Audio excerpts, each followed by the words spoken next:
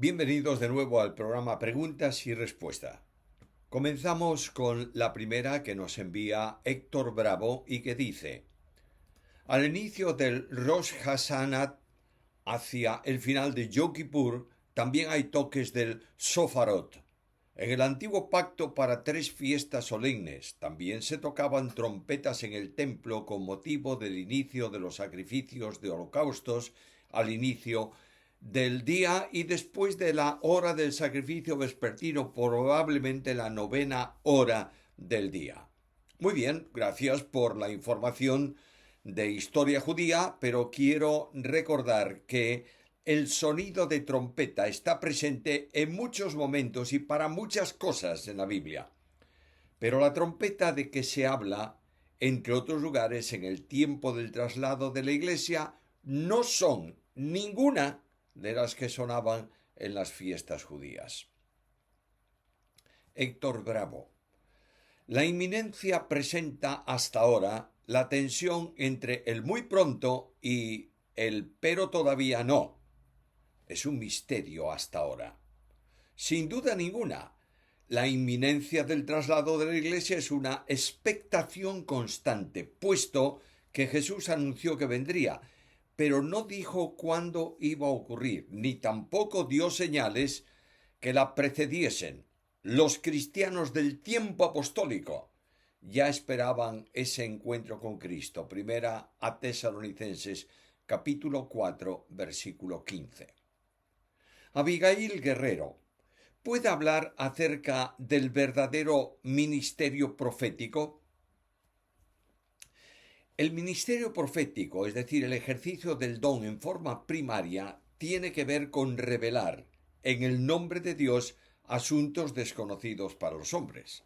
Esto pasaba en el Antiguo Testamento y también en el Nuevo, hasta que los profetas escribieron el final de la revelación y el escrito del Nuevo Testamento concluyó, de manera que ese revelar misterios de Dios, como llama Pablo, no está operativo hoy porque no se puede añadir nada a lo anunciado proféticamente y escrito en el Nuevo Testamento.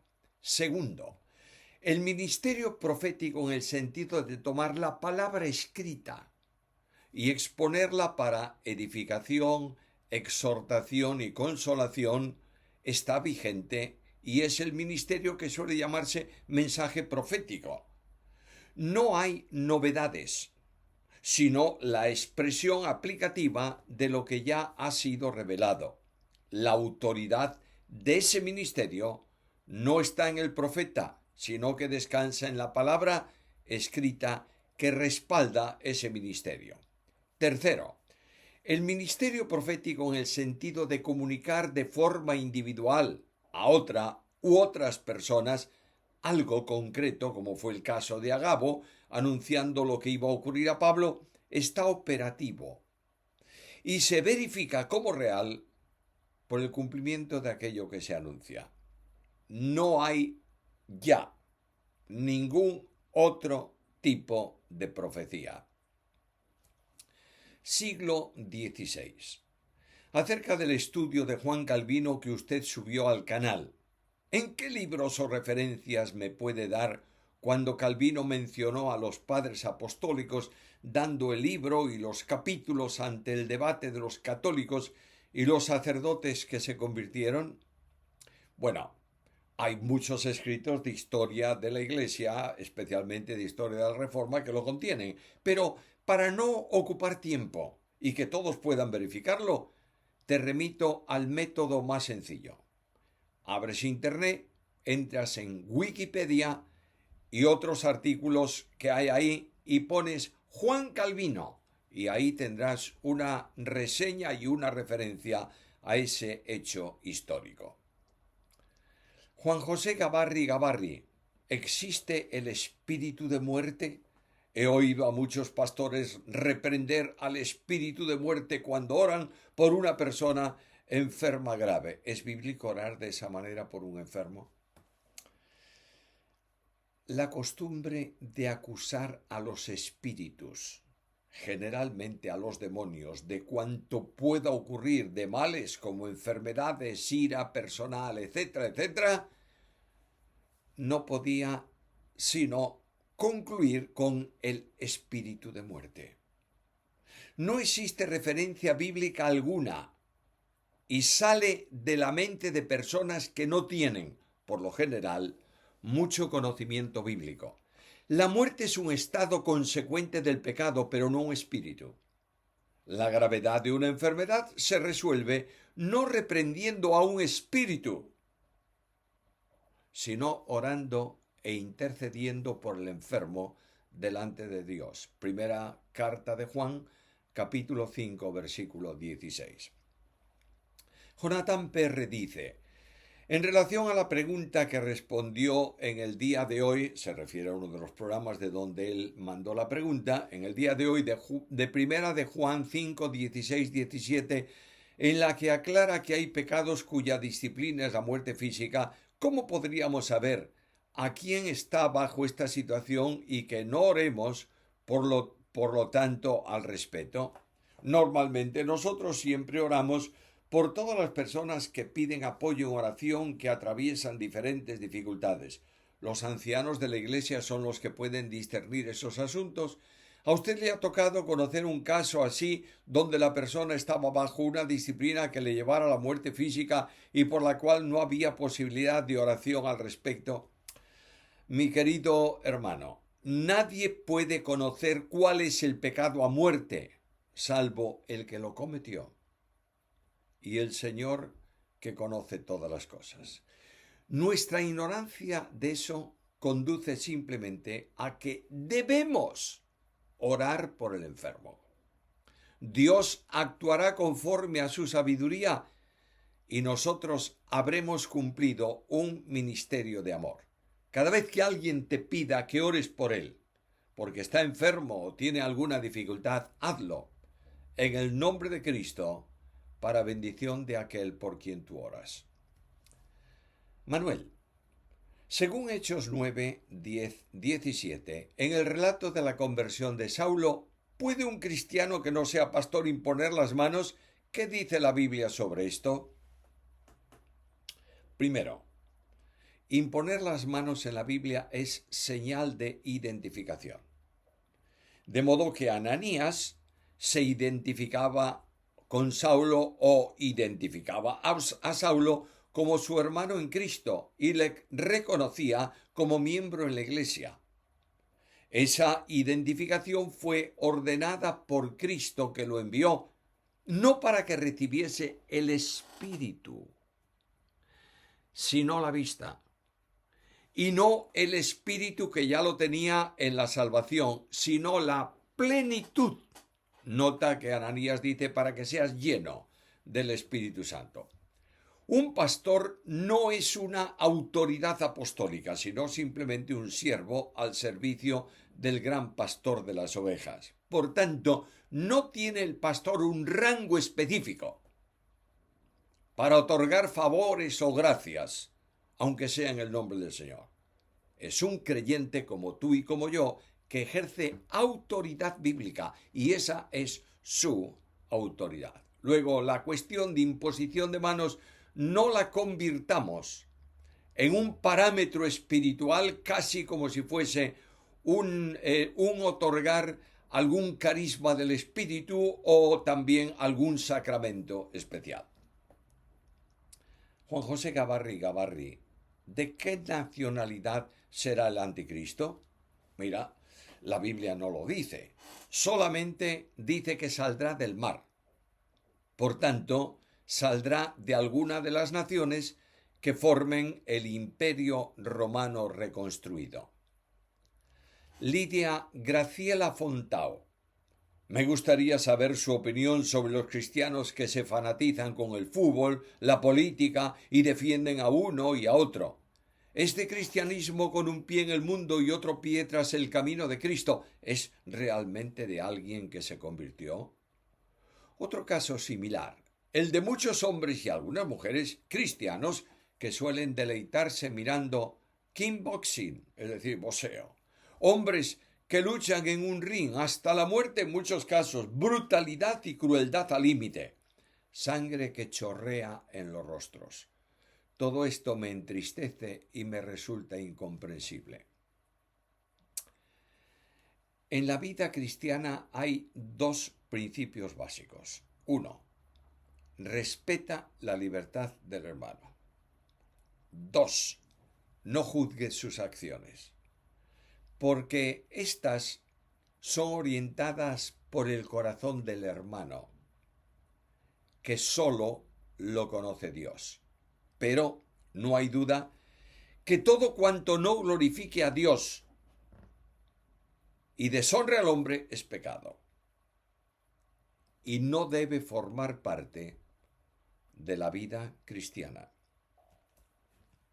Jonatán, si Dios no quería la idolatría, adorar imágenes, ¿por qué en el lugar santísimo Dios mandó tallar querubines que custodiasen el arca? Dios condena y aborrece la idolatría, pero ¿acaso tenía que ver con la idolatría en el santuario las figuras de los querubines? Simplemente simbolizaban a la vista de los sacerdotes que Dios custodia su santidad por medio de querubines. De ahí que estuvieran también en la tapa, en el propiciatorio, que cubría el arca de la alianza, mirando simbólicamente la sangre del sacrificio, bajo cuya sangre, dentro del arca, estaban las tablas de la ley que condenaban. De manera que no hay idolatría ninguna en las figuras, porque Dios no dice que se adoren esas figuras, sino que se le adore a Él. El problema no está en hacer una imagen. El problema está en darle culto y postrarse ante ella para adorarla. Lo tienes clarísimo en el establecimiento de esa prohibición en la ley de Dios, Éxodo capítulo 20 y versículo 5. Jonatán, ¿por qué si Jesús es el fin de la ley, confirmamos la ley cuando obedecemos? Romanos 3:31. Bueno, la interpretación de ese versículo no es esa. No dice Pablo en ningún lado que nosotros al obedecer la ley confirmamos la ley. Es necesario leer el contexto general donde está el versículo. Pablo sale al paso de los que dicen que pueden alcanzar justificación por las obras de la ley, y el apóstol le enseña que la ley nunca fue dada para salvación, sino para denunciar el pecado, de manera que la justicia de Dios se alcanza por la fe. Por tanto, la ley vuelve a la misión para la que fue dada: denunciar el pecado y establecer para los justos la realidad de la vida eterna, no por cumplimiento de la ley, sino por gracia. De manera que cuando un creyente cree, no anula la ley, confirma la ley como elemento que denuncia el pecado. Luis García, un cristiano puede diferir de doctrina no fundamental, como por ejemplo creer en la creación evolutiva, que Moisés no escribió el Pentateuco y ese tipo de teologías liberales. Un cristiano cree solo lo que la Biblia enseña y deja a un lado las sutilezas que los hombres levantan para desprestigiar la Biblia. Todas esas formas, como no creer en la creación o como creer en la evolución, no creer que Moisés escribió el Pentateuco, etc., eso no es doctrina, es mentira. Que el creyente no puede creer. Porque si tú crees que Moisés no escribió el Pentateuco, llamas mentiroso a Jesús, que afirmó que el Pentateuco fue escrito por Moisés. Denis Margarita Batista, si Dios cuida de sus hijos y protege a los que le obedecen, ¿cómo entender Ezequiel 21:3, que dice: cortaré de ti al justo y al impío? De nuevo, es necesario entender el entorno textual, el contexto de ese versículo. Dios estaba cumpliendo lo que había anunciado, que a causa del pecado de Israel iba a ser destruida como nación y sus habitantes muertos en su mayoría. Por esa razón, todos serían cortados, porque Israel iba a dejar de ser nación y de poseer un territorio, si bien algunos no murieron y fueron llevados en cautiverio, y muchos de esos regresarían años más tarde nuevamente a su tierra. El que una persona sea justa no significa que evitará la disciplina nacional que Dios estableció, como ocurrió también con disciplinas dentro de la Iglesia. En tiempos apostólicos hay un hermano en Corinto que es condenado por sus prácticas y es entregado a Satanás para la destrucción de la carne. Pero estos, justos no por sí, sino porque son justificados si son creyentes, no pierden su salvación. Mary Alcaide Hill. Es verdad que cuando Israel con los demás países que ahora están en guerra digan paz y seguridad, será entonces la gran tribulación y seguidamente el arrebatamiento. Paz y seguridad será la expresión del convenio que establecerá el anticristo con Israel al principio de la tribulación, como comienzo de la última semana de Daniel. La Iglesia será trasladada a la presencia del Señor antes que esto ocurra. Antonio Fernández Heredia, ¿qué significa los verbos griegos en voz activa, pasiva y voz media? ¿Podría ponerme un ejemplo? Amigo Heredia, entender las voces verbales griegas exige previamente entender todos los modos verbales de la lengua castellana. Voy a procurar sintetizar tu pregunta. Se trata de formas verbales, como pueden ser algunas de los verbos castellanos. En general, la voz activa expresa que el sujeto es exterior al proceso y ejecuta la acción del verbo. Ejemplo, yo amo. La voz pasiva expresa que el sujeto es el asiento de algo ejecutado por otro o que sufre, recibe la acción del verbo. Por ejemplo, soy amado. La voz media expresa que el sujeto realiza la acción del verbo sobre sí mismo y por interés propio, es decir, ejecuta la acción y la recibe, digamos, como beneficio para sí. Por ejemplo, yo desato esto para mí. El texto griego es complejo y lo que tenemos que hacer es centrarnos en el texto castellano, analizar el texto castellano y llegar a la conclusión dentro del texto castellano. De nuevo Antonio Fernández Heredia. Siento un celo vivo por estudiar la palabra de Dios. Tengo 40 años y a veces pienso que soy mayor para esto y también no tener los recursos económicos. ¿Qué consejo me daría usted? La edad no influye para el estudio de la Biblia. Un creyente debe estudiar la palabra continuamente. Los recursos son, en cierto modo, secundarios, porque para estudiar la Biblia se necesita una Biblia y también, si es posible, tener algún comentario bíblico, algún diccionario bíblico y muy poquitas cosas más. Ángela Silva, ¿qué es teología latina? Hay muchos comentarios de teología latina. Se llama teología latina a la teología seguida por la Iglesia latina, esto es, la Iglesia occidental, dentro de la división que ocurrió con la rotura, la escisión del Imperio Romano entre Imperio de Oriente e Imperio de Occidente. Comentarios de teología latina, yo te diría cientos.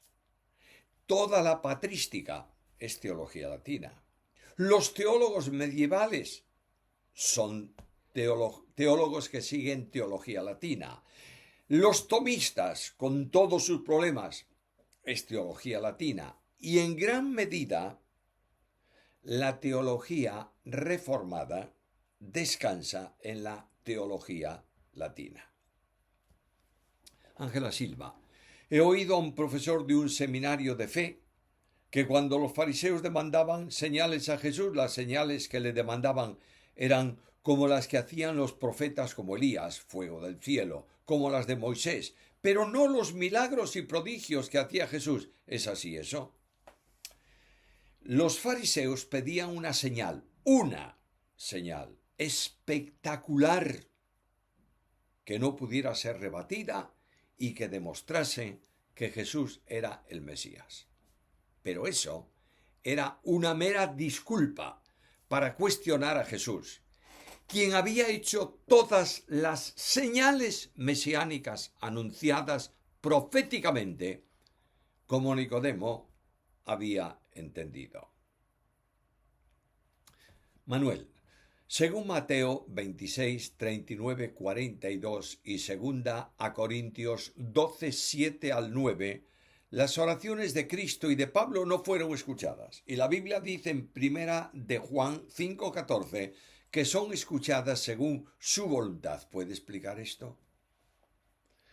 Hay un grave error de apreciación ahí.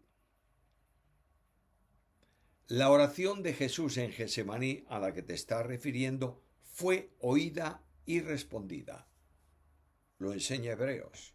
Escucha la Escritura.